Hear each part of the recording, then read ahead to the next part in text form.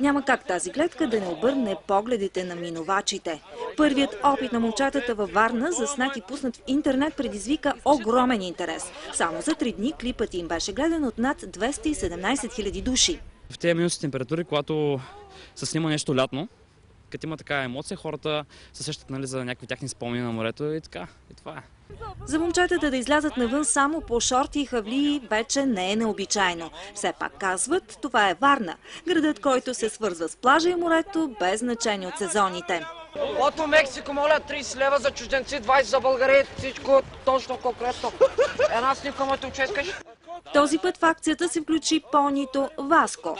И за животното ниските температури не се оказаха проблем. Стига да има напитки и разходка. Студено ли те? Какво викаш? Жега, нали? Жега, ние ми се пръскаме тук. Момчетата ще продължат да правят своя нестандартен плаж зад блока, независимо от времето. А за вече хилядите си почитатели в интернет разкриха, че подготвят следващия си клип. И за да впрегнат енергията си в нещо полезно, ще го посветят на свой приятел, който има нужда от трансплантация.